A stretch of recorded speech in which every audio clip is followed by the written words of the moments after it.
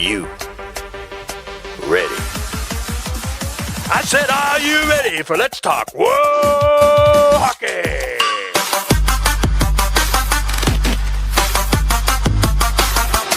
And now, here are our hosts, Beth and Zach. What's going on, everybody? Welcome to the Hawkey Talk version of Let's Talk Whoa Hockey. It's episode number 42. As always, we are brought to you by 5 in a Game Sports Network. I'm Beth. That's Zach. How you doing, buddy? Doing good. It's been a long day. Had to go rent a cargo van to get a couple dressers from Value City and then try to carry them into the house. So I've been up since 6 this morning. So it's been a day, but you know, it is what it is. But good to talk hockey, so it's all good. How are you doing? I'm doing good. I've got a little bit of a cold. Yesterday was worse than today. So I'm feeling better today, and I will take that. I spy a former podcast logo on the hoodie there. It's nice. I mean, little throwback. Little throwback. It's a cozy, comfy hoodie, and it was one of the 3 that have made its way back into my closet after the popcorn ceiling adventures of last weekend. So it was available, so I grabbed it. Hey, nothing wrong with that. You know, it's good to somewhat remember the past, even though. Yeah. Well, but you know, we're gonna move on to kind of good things. I mean, if you think an enigma of craziness is a good thing, then sure, we'll go with that. I mean, before we get into the crazy, of course, we want to remind everybody to follow us on the socials on Twitter and Instagram. It is at Talk Whoa Hockey Pod. And of course, you can always watch us on YouTube too and see our wonderful faces and Zach's amazing new background now that he's actually in his office and not in his dining room. And you can pick us up on YouTube at Let's Talk Whoa Hockey for our handle. Make sure you've subscribed, that you like and you comment, that you hit the little bell and turn the notifications on so you can be made aware when a new episode drops. It was a confusing week of Blackhawks hockey. Death, taxes, Hawks make no sense. So I mean, what else is new, really? You aren't wrong. I mean, I said last week that I didn't have very many good feelings about any of the games that the Hawks played the last week. About that. They did win 2 games, and they are not the 2 games I expected them to win. Because that's 2 more than we thought they were going to win, honestly. It's true, but also I did say that maybe this is the year we get all of the bad streaks and droughts and all of that stuff taken care of. And something miraculous happened in Philadelphia. Because for the first time since 1996, I was 5. I was 10. Possibly 11, depending on when in the year it took place. I didn't look up the actual date because I didn't want to be sad. Yeah, same. It was either be 4 or 5 at the time. Yeah. Oh my word. The Chicago Blackhawks won a regular season game in the city of Philadelphia. I like how the fact that it's a team that's not supposed to really win very much is all of a sudden breaking streaks of long droughts. But how come all these good teams we've had could never figure it out, but this Blackhawks team figured it out? I really wish I had an answer to that, but if this is going to be the year where we get rid of all of those things, then I'm okay with it. I do have an answer. Hockey. Because hockey. For the first time in a very, very, very long time, the Blackhawks won a regular season game in the city of brotherly love, and they did it in pretty decisive fashion. They beat the Flyers 4-1. Now, granted, don't get me wrong. I know that the Flyers also aren't really that great this year. I get that. But, the Blackhawks won a game in Philly, and Jonathan Taves scored a goal, and Reese Johnson scored a goal, and Tyler Johnson scored a goal, and Philip Kurashev scored a goal, and Taves had an assist. Makes zero sense. I have no real explanation for what happened, but It's it was the Blackhawks. it is the Blackhawks. And I don't like last week there was a lot of people who were like, oh my gosh, the Hawks aren't in last place in the league anymore. They're destroying the tank. Well, like, hello, darkness, my old friend. We're back in 32nd place as of today. Yeah, because we other teams had games in hand against us, so it kind of made sense for them to finally catch up to the Blackhawks. And let's be honest, the Blackhawks did win, but they didn't win that much to not get last. So it's true. And I mean, we do now have 2 games in hand on the teams who are above us. So who knows what's going to happen. But I mean, I actually saw a photo, I think it was from Four Feathers Pod. Someone actually had a custom Connor Bedard jersey already made, and I'm like, at least it wasn't a tattoo of them winning the Stanley Cup that season. So I guess it's not as bad, but it's like all those people who got like Shane Wright Canadiens jerseys are probably hating themselves right now. Like, how are you feeling about it right now? Because that's brutal. But I mean, it's very much putting the cart before the horse, like 100%. That's like laying your eggs before they hatch or something. It's just too much. It's like it's too soon for the Connor Bedard to the Blackhawks, because there's a lot of people trying to put like Connor Bedard to the Coyotes, the Ducks. The Finnish Flash putting out the mojo for the Ducks to get them. I'm like, could you imagine Connor Bedard with like McTavish and Zegras? Like, my goodness. It would definitely be kind of an insane situation. And it's one of those things, I mean, the fate of Connor Bedard rests on a whole bunch of ping pong balls inside of a lottery ball machine. Which we've all seen is not a good thing, because some of the Rangers got the number 1 overall pick when clearly they shouldn't have, but ping pong ball things happen to ping pong ball things. Try to say that true. 5 times fast. No, I'm not going to try, because you struggled on it one time, so I'm definitely not going to attempt to do that. The following game was in St. Louis, which we all know we don't like the Blues. We've never liked the Blues. They should be grateful that the Wirtz family gave them a hockey team. And this was a game internally, I was like, oh, we're losing this game. Like, and the funny thing, I don't know if it was Maritabiasi or it was someone else, but it's like, I know it's the Blues, but screw the Blues. Exactly. Like I understand we're trying to tank, but screw the Blues. I forget who said that, but someone tweeted that out. And I'm like, that could be the most like black hockey thing ever. It's like, yeah, you want to tank, but also screw the Blues. We're beating them this game. So it's like that. It's like, what do you do? What do you do there? I really honestly don't know, but you know what? Screw the Blues, because the Blackhawks did come back to win this game. We did see both Blues goaltenders that game too, because Thomas Greiss played, as did everyone's best friend in the whole wide world, Jordan Binnington. I just like how fast the Hawks knocked him out of that game, which was just so perfect. It really is so great. It was so perfect. And I mean, again, we're seeing a lot of depth scoring. We've got Jason Dickinson goals, Sam Lafferty goals, Reese Johnson, and of course, Chicago runs on AA batteries, because Andreas Athanasiou netted his 10th goal of the season that night. And it would not be a game in which the Hawks play a former Blackhawk if that former Blackhawk did not also score a goal, because Nick Leddy did find the back of the net as well. I mean, I guess it either had to be him or Brandon Saad, so someone had to do it. So yeah, and the Hawks scoring was closed out by Max Domi with assists from Johnson and Kane. So I mean, that line is definitely starting to gel. Unfortunately, Tyler Johnson has been placed on injured reserve again. Someone wrap him in bubble wrap, or put tape on him or something, because I mean, you feel bad for the guy, but also we're not mad about a Mad Max goal, so we'll take it. Never. And I mean, the only thing I will say about Max Domi is he has these moments where he plays just an out of sight, just crazy game, doing all the right things.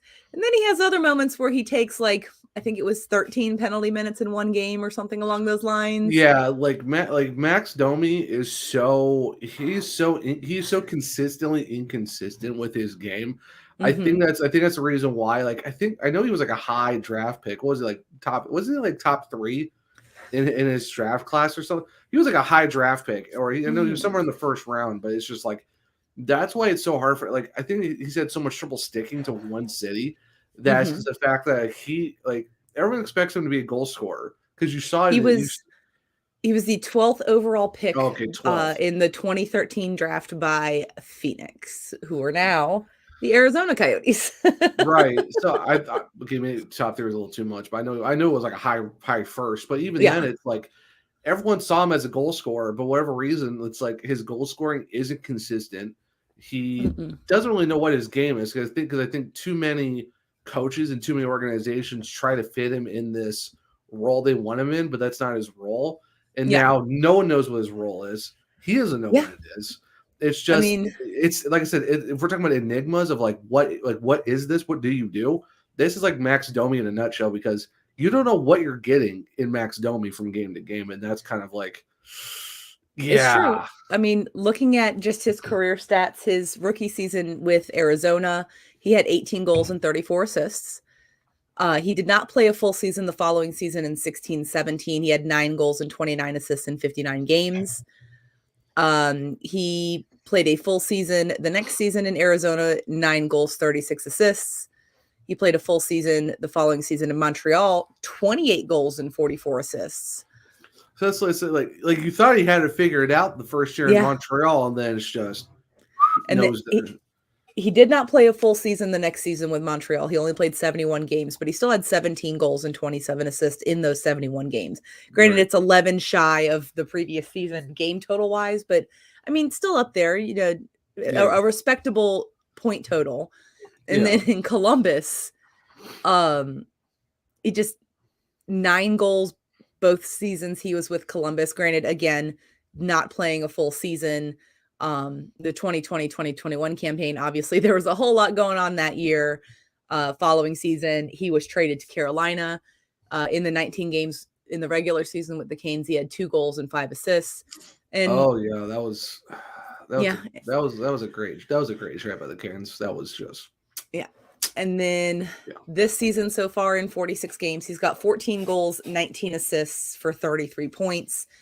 It's not bad. Like I said, his first year in Montreal was probably his best year. I think, I don't know if it was Columbus or just all the stoppages, but even then it was just kind of like I don't know. Like I said, it's like you don't really know what max you're gonna get in certain games, and it's like him and Galchenyuk. It's like guys who journey around too much, and you're like, what are we getting out of you? Well, we have gotten somebody who's been fantastic on the power play. He does, out of those 14 goals, literally half of them are power play goals. He has 7 power play goals and 14 power play points this season. I mean, you'll say he's a special team specialist. He really truly is, and I'm not super mad about about that whatsoever. I mean, you need a guy who can score when in clutch moments like that, when you're on a man advantage. So if that's his thing, then okay, we'll take it. A little bit more 5-on-5 score wouldn't be bad either, but you know what? You'll take what you get. So I've got 14 goals so far. Yeah. Not upset about it. No, not upset about it at all. And I mean, in the Kings game, he did have another assist. The Hawks did lose that game, which we both thought that they were going to, especially since Copley was in net. I mean, that loss was almost inevitable. It's the Kings are playing too good right now to not take advantage when need be. No, they really truly are, and it's one of those things where we both said if they put Jonathan Quick in net just for nostalgia's sake, then the Hawks have a chance. If Copley's in net, it's not happening.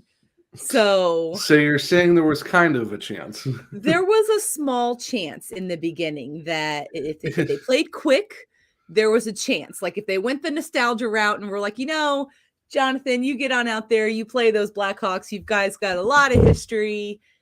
That was not the case. The Kings made the smart move. They played their hot tendy, and the Hawks did lose that game 2-1. We did see Ian Mitchell get his first goal of the season. So, never a sad thing to see. No, it was slim. It's slim, but never zero. But yeah, it's slim, but never zero, which is really just the way that hockey goes.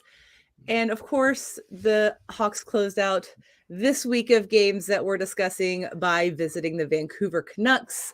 I would be remiss if I did not take this moment to say the Canucks are a garbage organization for what they did to Bruce Boudreau.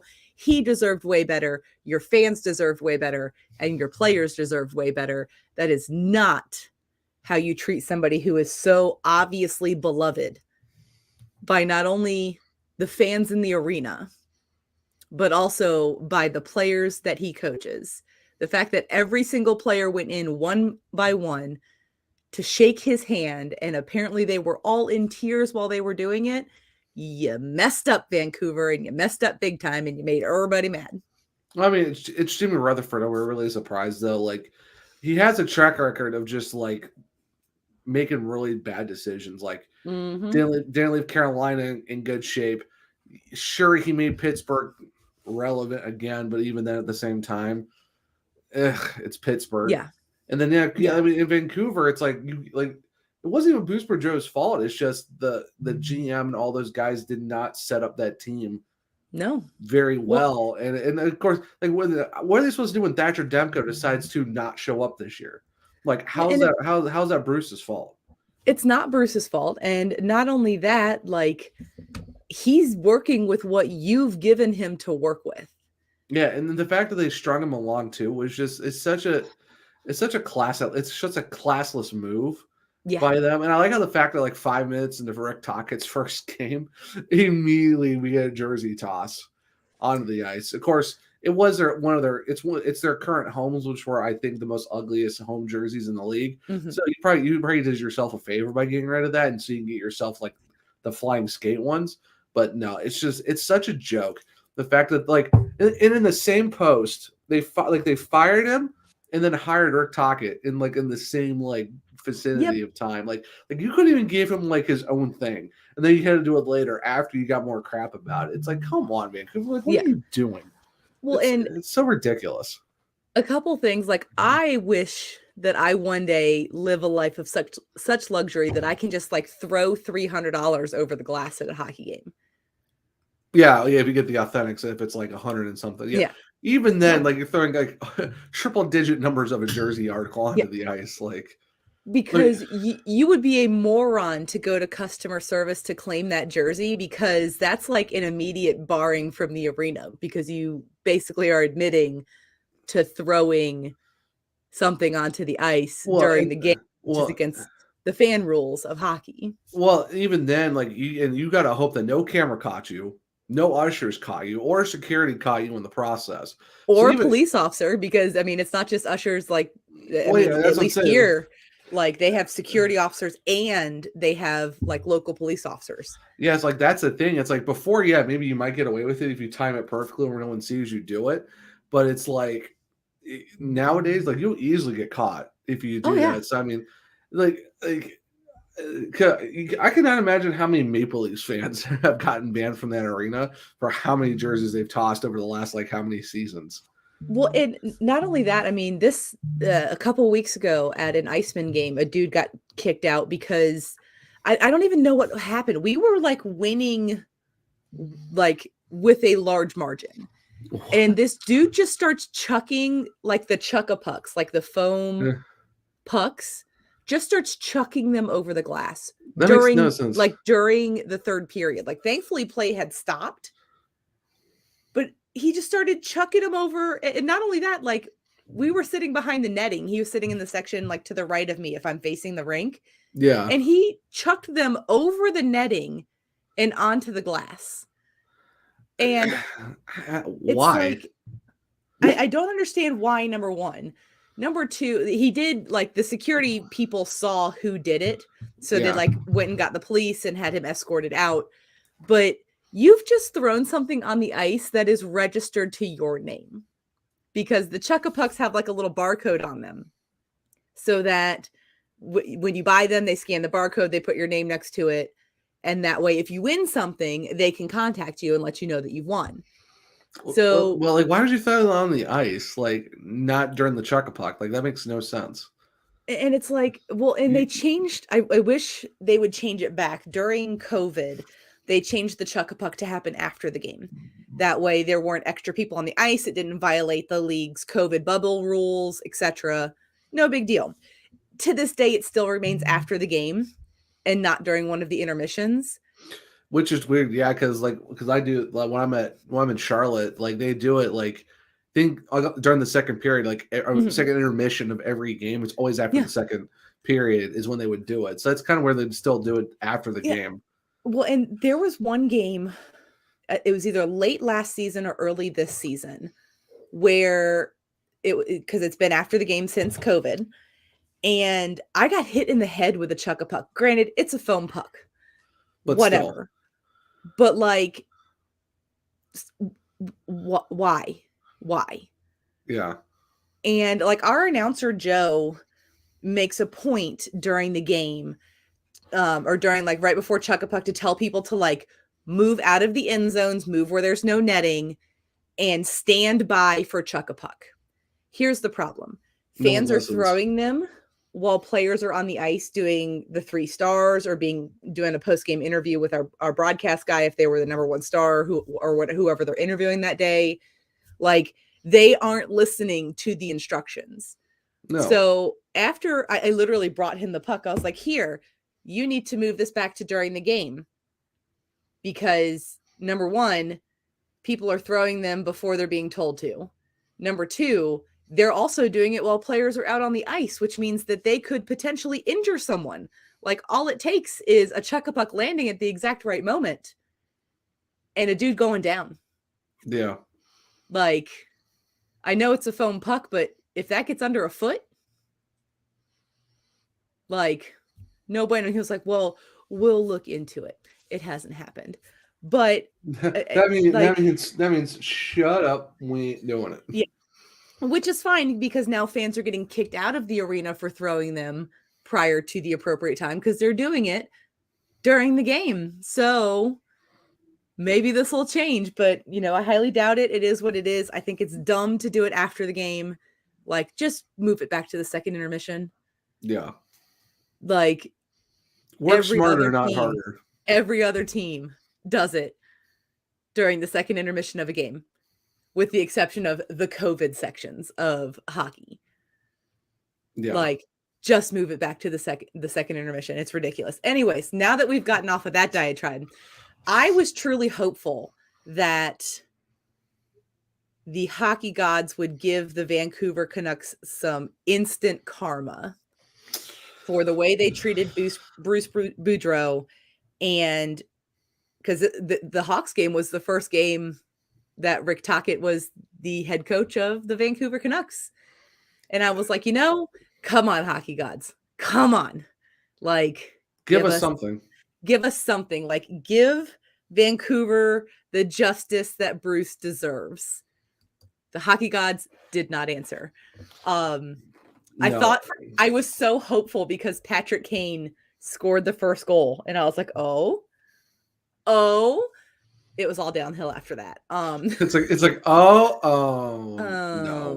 Oh no. Yeah. Then in the second period, Andrei Kuzmenko scored. Sam Lafferty scored another goal, and it was 2-1. And then Kuzmenko scored again, and then Dakota Joshua, and then Sheldon Dries, and then Bo Horvat. And the game ended 5-2 Canucks. And we did not get to give the Vancouver Canucks the poetic justice they deserved. However, the Blackhawks 100% deserved to lose this game.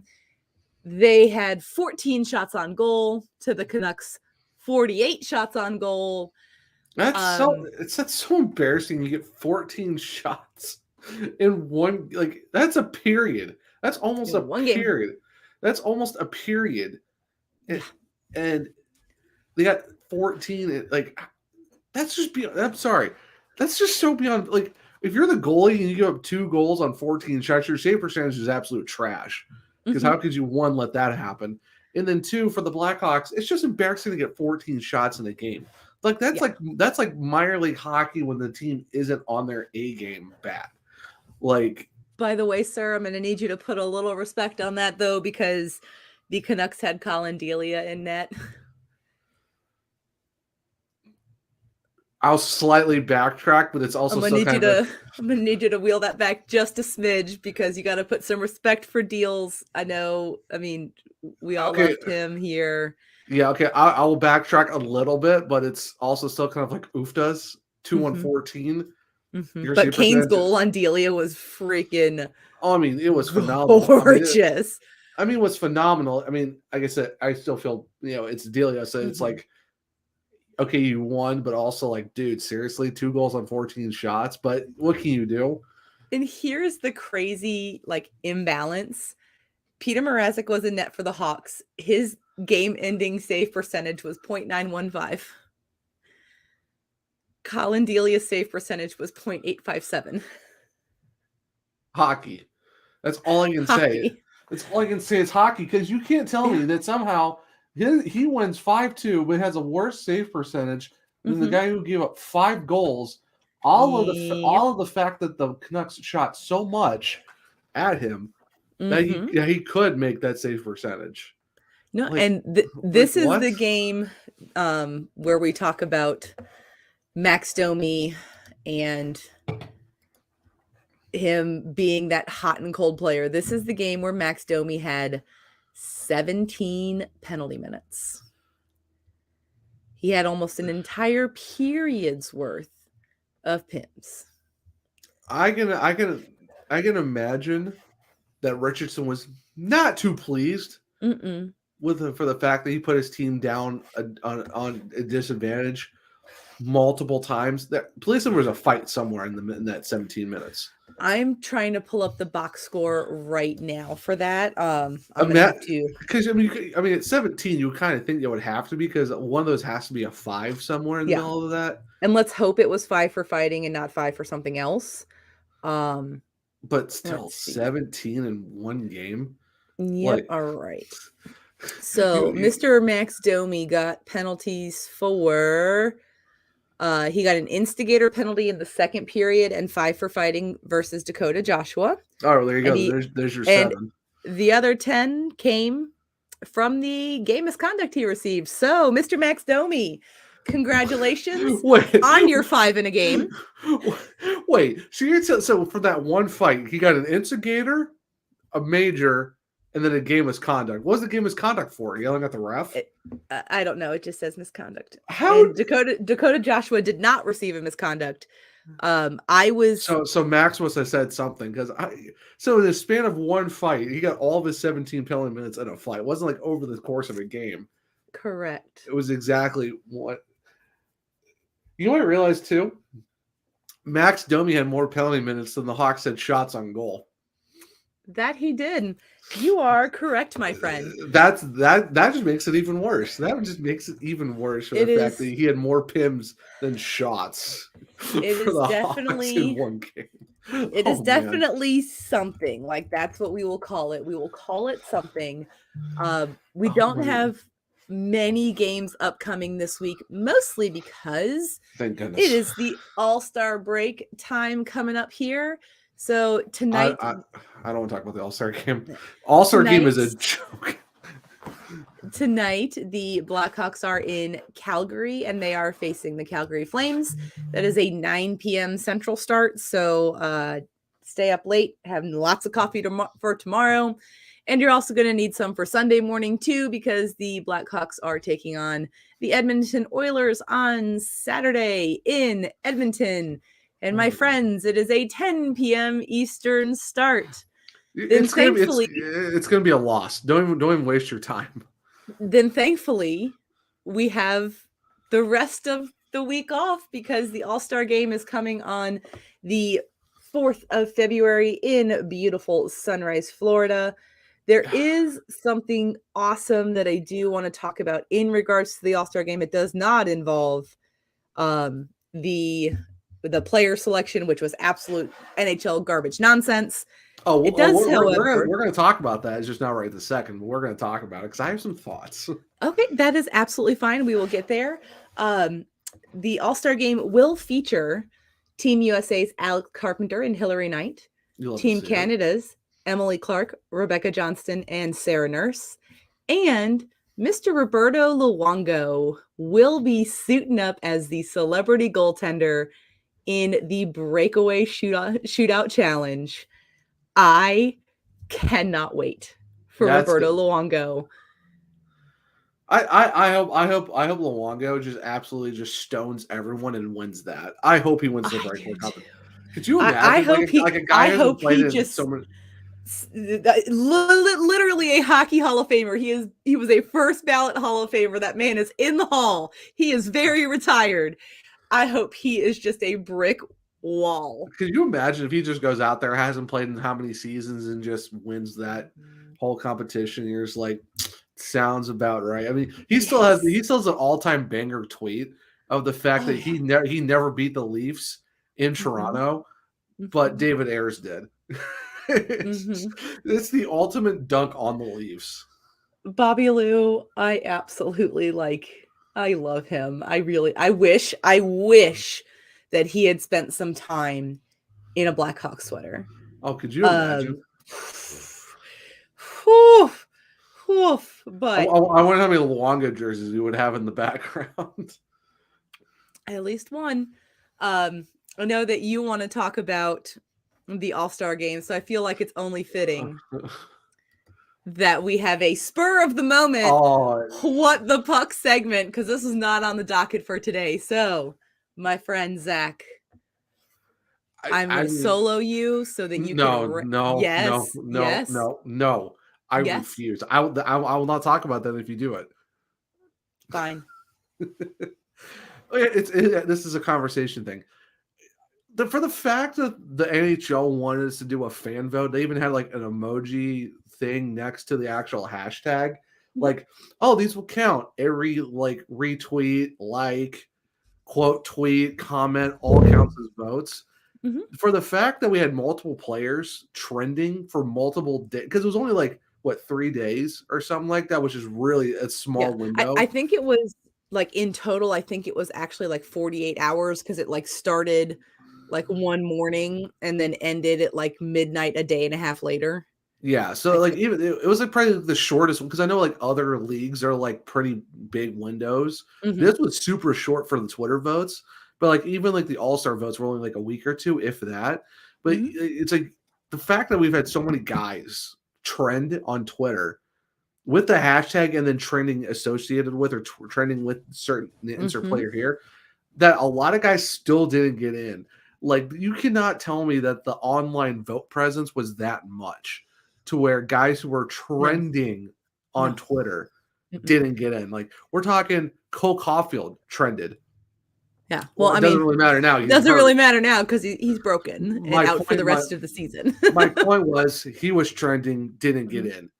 You had Martin Nietzsche's absolutely all over Twitter. He destroyed the Twitter vote. He was the first player trending, and somebody actually, I believe they tweeted out how like, I have no life, so I went ahead and did the analytics for the NHL, and he had like 3 times the vote of the second place player. He had 100, I think it was like 137,000 something like tweets. that.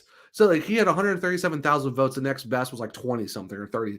It was just an absolute absurd number for the fact that because we all figured the math out. If you do like a tweet with like his name 8 times, do that and then quote tweet it and then retweet it and then comment that to other people's, like you cannot tell me Martin Nietzsche didn't get in. And for the fact that we got Panarin and Adam Fox in for the Metro, so we have 3 Rangers players. The Rangers aren't even they're not even first or second in their own division. Like they're not even like they're like at the time like 9th in the entire league. And they're sending 3 guys there, and a bunch of teams who are like Boston's only sending like 2, I think. Yeah, they're sending 2. I thought Pasta was. I thought. No, I'm talking about a certain team that we talk about. Oh, we get. Yeah, the Hawks got 1. Oh, the Hurricanes got 1. Like the Ducks got 1. It wasn't even Zegras either, which is how Trevor Zegras is not in the All-Star game for just like the shootout challenge. I mean, because I think they sent Troy Terry because Troy Terry's having a season, but even then, it's like Bo Horvat got in. Okay, that makes sense because it's Bo Horvat. He's having a phenomenal season with the Canucks, but somehow Ziegler still doesn't get in. And then you look at the Central. I mean, the Avs are sending 3 guys to the All-Star game too. I mean, McKinnon. Nothing against our friends over at Mile High, but it's still kind of like Nate Mack got in. He was hurt he was hurt. Mikko should. I mean, we all voted for Mikko. That was we did. Yeah, I'm surprised. So Mikko gets in, never trended. The Moose is loose. The Moose was loose at the All-Star game, but somehow Nietzsche didn't get. Even though Nietzsche had way more votes than Moose, but somehow that was still a thing. But it's just like this is the thing. The NHL, I want to see, like, everyone's like, give us the numbers. We want to see because they release the numbers because even for baseball, they release the numbers of how many votes these guys have periodically, so you can make a push. I want to see what the numbers were. I want to see the online numbers and the Twitter numbers together, because you cannot tell me guys who trended for days, 2 days in a row, one guy hit 6 figures. Still didn't get into the All-Star game, but you got teams sending 3 guys there, and they're not even the best team in their own division, let alone their team gets in. Like, I don't understand this. Like, the NHL voting was an absolute joke. Like, it was just a marketing play to get trendy, to get the news out. But no one knows when it is. No one knows when the All-Star game is. Nope. Or the skills competition. No one knows when it is. Because they have you not want to know announced how it. You want to know how I know when the All-Star game is? Because I just Googled it and it told me that it was February 4th. No, how many people outside of that knows that? Like, you've not seen any commercials for it, you've not seen any promos, nothing. They've done nothing to promote this. They were all over Vegas this last year with no issue. Oh god, and the Vegas specific games last year were awful. 21 was a joke. I'm sorry. 21, like, the rules changed so much during the course of that event taking place that I no longer knew how you could win. Because and every guy was hitting, because you're asking guys to hit a really big card to go for 21. They were all hitting 21. It wasn't tough. It wasn't that net competition on the the fountains pass. Yeah, on the fountains. I'm like, okay, that kind of is like, it's just like some of the stuff made no sense. It's just the NHL they really dropped the ball this year on, like, they promoted the Winter Classic like crazy. You've seen nothing of the All-Star game. You've seen nothing for the Stadium Series. So the All-Star game, the skills competition, is on Friday the 3rd. And will be broadcast on ESPN and ESPN Plus. And the All-Star game is scheduled for Saturday, broadcast on ABC and ESPN Plus. What time is that for the All-Star game? Let me see.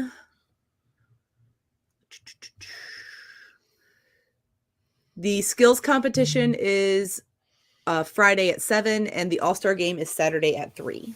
Oh, well, it won't matter because I'll be on my way back from Indianapolis because my cousin's getting married that weekend. So it doesn't matter. I'll be in the car on the way back, so I'm not really going to be missing anything. The only thing that came out of the All-Star game is the fire jerseys. That was about it. The jerseys are sick. I mean, hey, you know what? I mean, we got 2 guys there. I mean, unfortunately, Seth Jones somehow, some way. I mean, Svechnikov's going, so I mean that's good at least. But it's like, you couldn't pick any other better Blackhawk.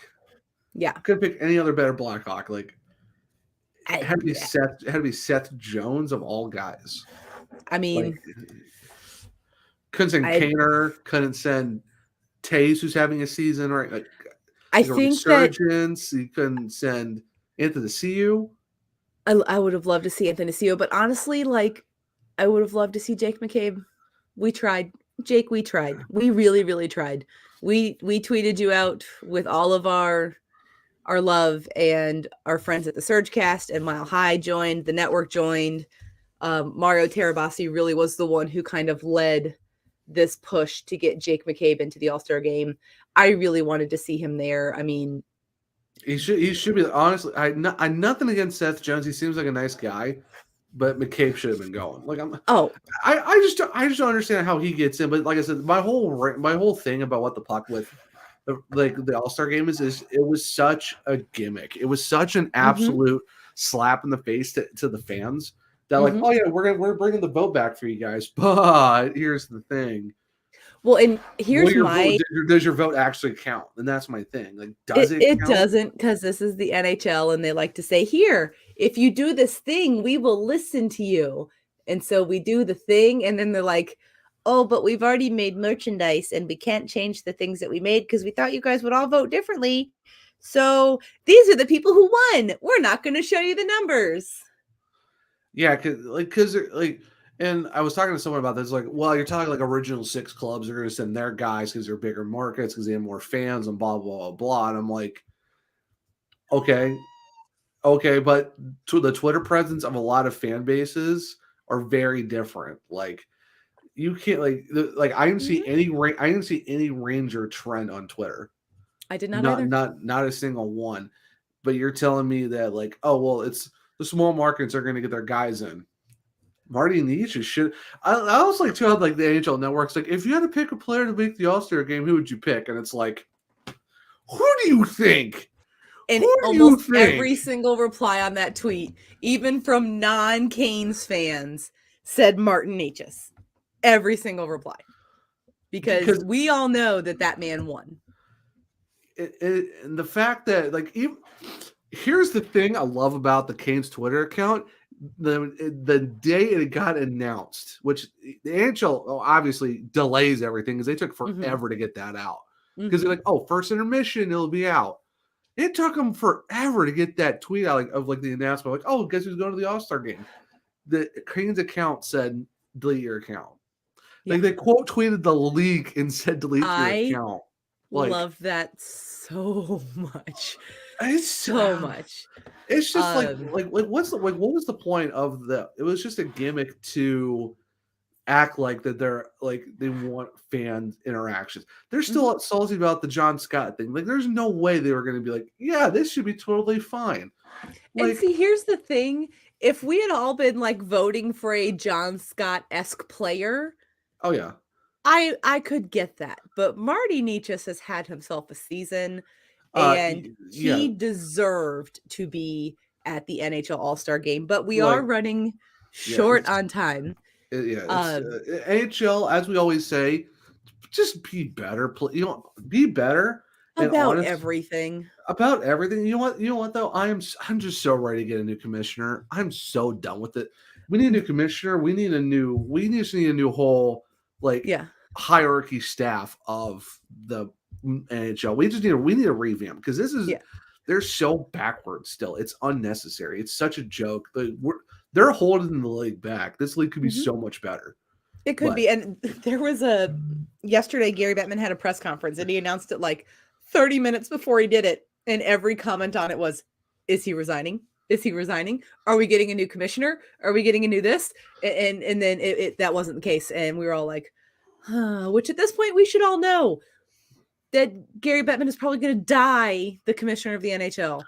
Because he's been the only commissioner of this league, and it's still insane how long it took for us to even get a commissioner. And the fact that he's still been the commissioner for how long it's been. Like, other leagues have said that they cap their commissioners. The fact that Bettman is still here since 1993, 92 or 93. It's too long. Like, it's just, we need a new voice. Like I said, we need a new Department of Player Safety. We need a new head commissioner, and that entire staff needs to get replaced. We need hockey people, but sensible hockey people as well, because we don't want to get too crazy with a whole bunch of other nonsense that needs to get added. But it's just another part of what a puck. The NHL just do something right for once, please. The hierarchy of NHL leadership from 1917 to 1993, they had a president. It was the NHL president.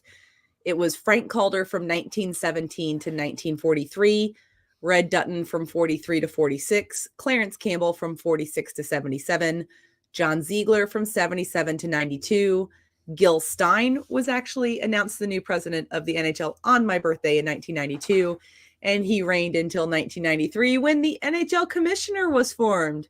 And there's only been one, and his name is Gary Bettman, and it's been 30 years, and that's like 29 years too long. Isn't he close to being like the longest reigning like head of the league at this point? Because you said there were some that had some pretty decent stretches, but he is, because and Clarence Campbell so far is the longest. He was up for 31 years. So basically, if Gary Bettman makes it to next season, he will overtake Clarence Campbell. At least as Clarence the longest Campbell running head. At least Campbell actually did something for the league. Yeah. The one thing that Bettman, he made it so that the Maple Leafs would never win another cup again. but of course, what's Bettman done? Well, he's made it very hard to watch hockey games. 2 lockouts. He's had more lockouts than everybody. Yeah. I mean, how do you get 2 lockouts in your reign and still have a job? Oh, wait, that's right, it's the owners.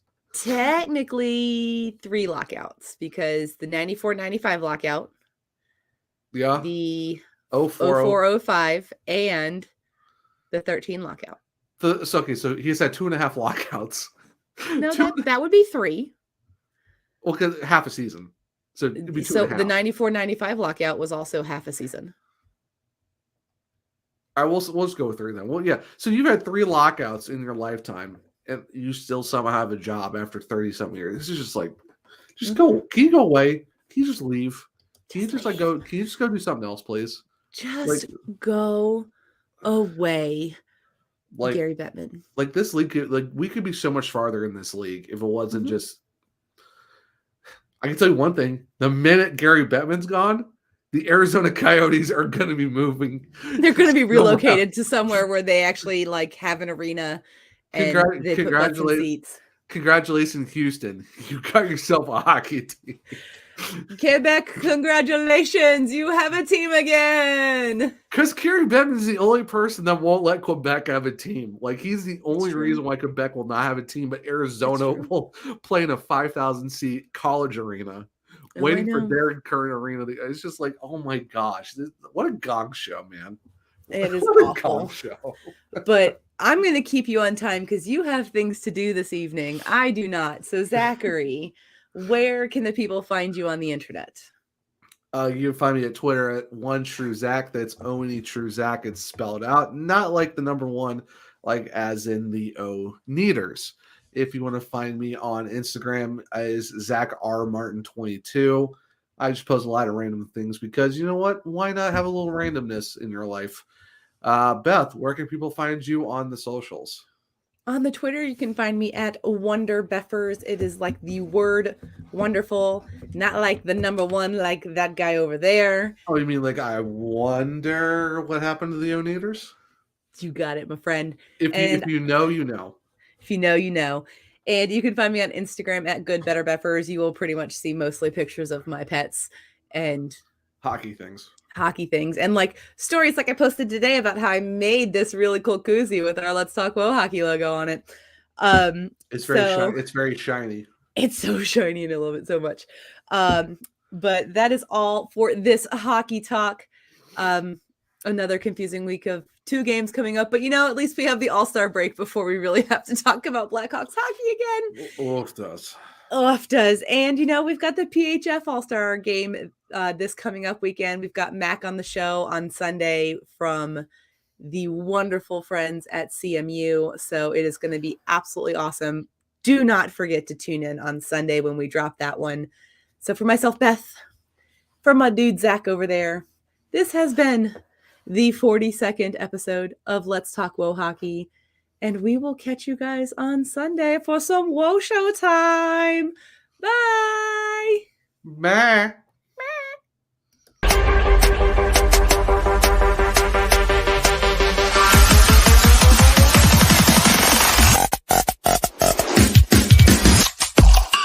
Thank you for watching this 5 in a Game Sports Network podcast. Now avoid the selfie and go enjoy